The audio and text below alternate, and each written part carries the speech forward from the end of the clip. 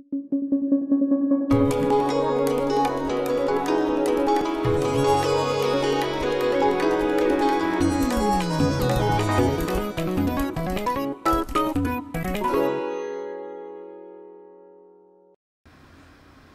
मी ज्ञानेश्वर पुलकुर्ले आपल्या सगळ्यांचं ॲनालायझर न्यूजमध्ये स्वागत करतो. शेतकऱ्याचा कापूस नेहमीच वादात राहिलेला आहे. शेतकऱ्यांना नागं केलं जाते. या पांढऱ्या कापसाची काळी कुट्ट कहाणी नेमकी आहे तरी काय, ते आपण टप्प्याटप्प्याने समजून घेऊयात. सर, ही कहाणी नेमकी आहे काय? एक कविता आहे ज्ञानेश्वर. सूर्य आता दानामागे उजेडाचे काजव्यांना, कापसाच्या गावामध्ये जाग आली नागव्यांना. ही सगळी अशी कापसाची ही कहाणी आहे. कापूस महाराष्ट्राचं महत्त्वाचं पीक, महाराष्ट्राचं मँचेस्टर म्हणून ज्याला आपण ओळखतो, तो इचलकरंजी महाराष्ट्रात. अनेक कॉटन झोन आपल्या महाराष्ट्रामध्ये आहेत आणि या कॉटन झोनमध्येच कापसाची ही कहाणी सुरू होते. कापसाच्या निमित्तानं, त्याच्या भावाच्या निमित्तानं, खरेदीच्या निमित्तानं शेतकऱ्यांची नेहमीच अडवणूक आणि लूट होत आलेली आहे. आता गंमत तुला सांगतो, कापसाचा पेरणीचा आपला काळ आहे तो जून जुलै महिन्यातला. साधारणतः पाऊस होऊन गेला की आपण पेरणी करत असतो. 5 ते 6 महिन्याचं हे पीक आहे. साधारणतः 5, कधी कधी 4, 5, 6, 6वा महिना फार झाला.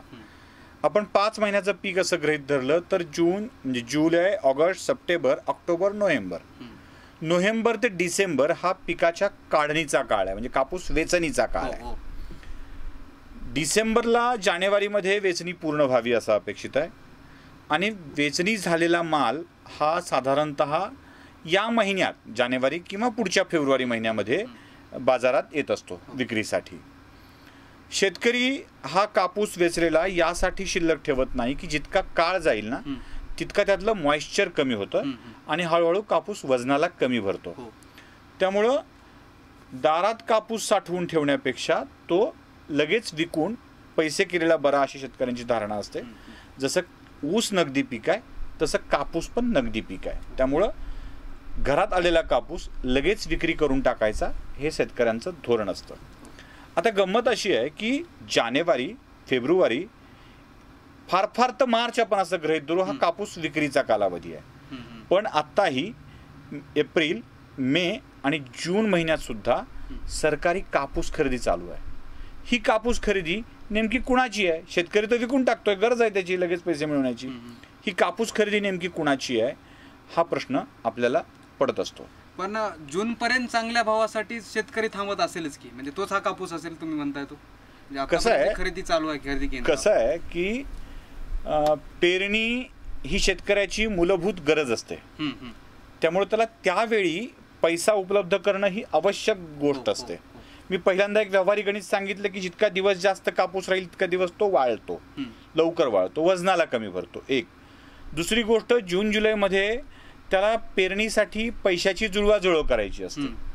त्यामुळं कोणताही मध्यमवर्गीय शेतकरी हा कापूस साठवून ठेवायच्या भानगडीत पडत नाही आणि शेतकऱ्यांकडे गोडाऊन नाही आहेत मोठमोठी की ज्यात तो साठवून ठेवू शकेल.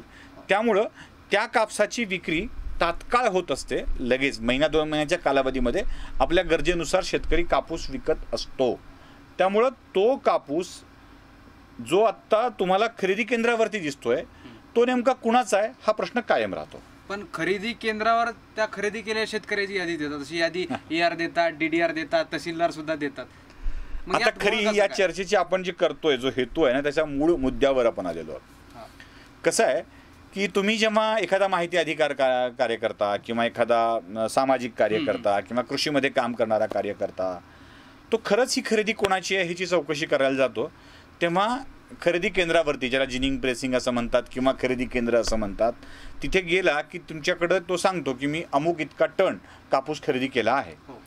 लगेच तो तुमच्या हातामध्ये कम्प्युटराइज्ड यादी देतो आणि सांगतो की ही ती यादी ज्या यादीमध्ये आम्ही शेतकऱ्यांच्या नावावरती खरेदी केलेली आहे. आपण असं गृहीत धरूया की ज्ञानेश्वर पुलकुर्लेच्या नावावरती कापसाची तिथे विक्री झालेली आहे. आपण ती 10 जणांची यादी घेतो. त्यात पहिल्यांदा एक गोष्ट लक्षात अशी येते की सुशील कुलकर्णी नावाच्या शेतकऱ्यानं कापूस विकलाय, तो बरोबर 10:55 त्याचा काटा झाला, वजन झालं. आता मला सांग, 10:55ला कापूस तुझा आला, एंट्री झाली, त्यानंतर दुसरा कापूस आला, त्याची वजन, त्याची नोंद आणि एंट्री करायला 15 ते 20 मिनिटाचा कालावधी तर लागेल काही क्विंटल कापूस मिळत असेल तर. 5, 7, 8 मिनिटाच्या फरकाने या कॉम्प्युटरवरच्या नोंदी आहेत. मी 5, 7, 8 मिनिटं सुद्धा खूप जास्त सांगतोय. अगदीच एंट्री करण्यापुरता जेवढा वेळ लागेल ना तेवढाच तो फरक आहे. बरं, असं होऊ शकतं की मोजणी करून घेतली आणि पुन्हा एकदाच एंट्री केली, असंही होऊ शकतं. पण जेव्हा आपण ही यादी प्रत्यक्षात घेऊन लोकांना भेटायला जातो ना, तेव्हा कळतं की त्या लोकांनी त्या खरेदी केंद्रावरती कापूस घातलेला नाही आहे. ही सगळ्यात मोठी माहिती आहे. तेव्हा असं कळतं की त्या लोकांनी त्या खरेदी केंद्रावरती कापूस विक्री केलेला नाही आहे. मग प्रश्न पडतो की हा कापूस घातला कोण?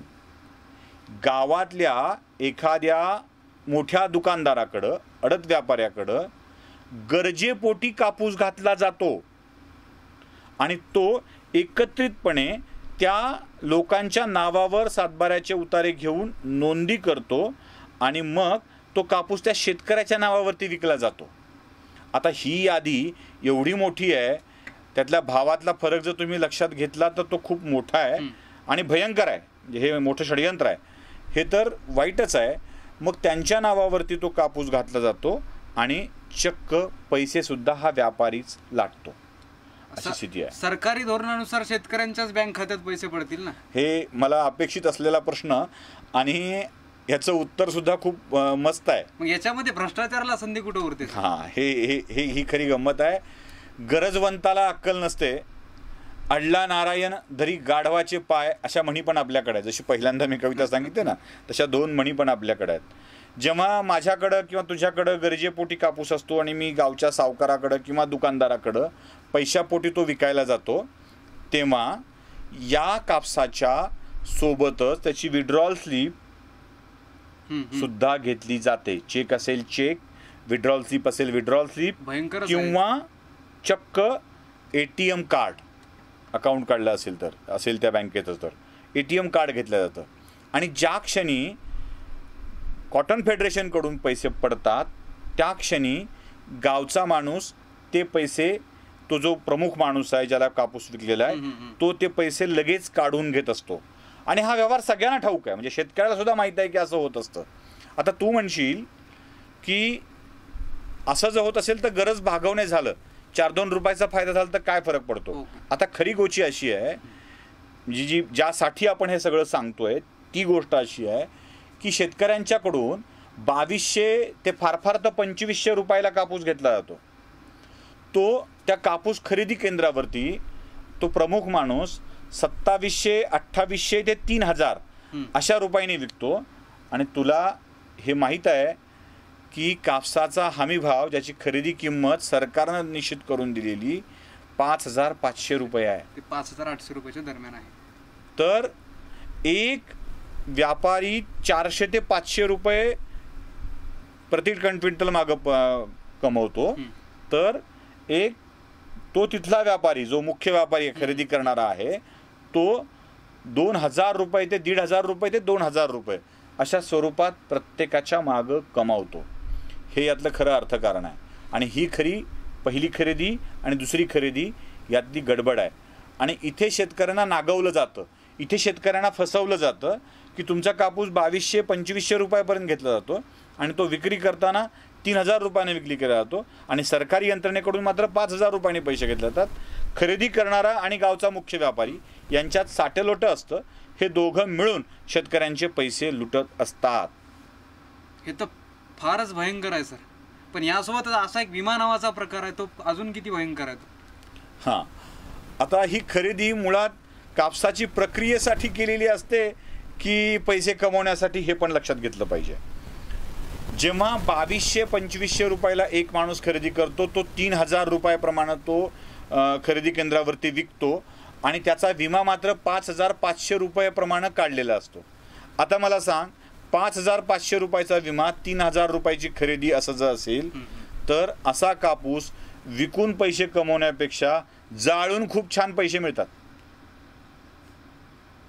म्हणजे एकतर बोगस खरेदी हा पहिला प्रकार, दुसरा प्रकार कमी भावाने केलेली खरेदी आणि जास्त भावाने मिळणारं नुकसान भरपाई. त्यामुळं जिथे जिथे म्हणून कुठे घोळ आहे तिथे तिथे प्रत्येक ठिकाणी हा सगळा प्रकार मोठ्या प्रमाणावर चालू असतो. आगी लागण्याचा प्रकार घडत असतो. अर्थात ह्या आगी लागल्यात की लावल्यात हे तपासलं पाहिजे. आणि यात तुला अजून एक मला महत्त्वाची गोष्ट सांगायची आहे जी आपल्या प्रेक्षकांना पण कळली पाहिजे. ती अशी आहे की सर्वोच्च न्यायालयाने कापसाच्या खरेदीमधला हा घोळ उघड करावा यासाठी काम करावं असं सांगितलेलं आहे. नांदेड जिल्हाधिकारी वगळता अन्य कोणताही जिल्हाधिकारी यामध्ये प्रकर्षानं सहभाग घेताना दिसत नाही आहे. त्यातही महत्त्वाची गोष्ट अशी आहे की AR DDR म्हणजे जिल्हा उपनिबंधक, सहाय्यक निबंधक या सगळ्यांना या प्रकाराची पूर्ण कल्पना असते. यादी देण्याच्या पलीकडे सरकारी यंत्रणा कोणतं काम करत नाही, त्यातल्या वस्तुस्थिती तपासून बघत नाही. आणि याचाच परिणाम असा आहे की सरकारनं हमीभाव दिला तरीही तो योग्य भाव शेतकऱ्यांच्यापर्यंत पोहोचत नाही. शेतकऱ्यांचा दोष लवकर विक्री करणे आणि खाजगी माणसाला विक्री करणे हा असला तरीही ती गरज आहे हे लक्षात घेतलं पाहिजे. आपण वारंवार हेच सांगत आलेलो आहोत की शेतकऱ्याची गरज पेरणीच्या वेळची आहे, मशागतीच्या वेळची आहे. त्याला त्यावेळी पैसा उपलब्ध करून दिला तर तो अशा प्रकारे फसवला जाणार नाही. पण सरकारी काम आहे त्यात फायदा करून घेतल्याशिवाय, हात धुतल्याशिवाय लोकांना गप्प बसवत नाही. ही परिस्थिती बदलायची असेल तर अधिकाऱ्यांना मोठ्या प्रमाणावर समोर आलं पाहिजे. सर, आपण जो आत्तापर्यंत ही सगळी म्हणजे ह्या प्रकार इतका भयंकर आहे त्याबद्दल माहिती दिली, आपलं धन्यवाद. पण जाता जाता आपल्या सर्वांना एक आव्हान आहे, त्या शेतकरी बांधवांना आव्हान आहे की आता आपली जबाबदारी नेमकी काय. ज्या लोकांनी त्या खरेदी केंद्रावर आपला कापूस घातलेला आहे, ज्या लोकांनी शेतकऱ्याच्या खात्यातून एकदाच पैसे उचललेले, त्या सगळ्या लोकांची तपासणी केली पाहिजे.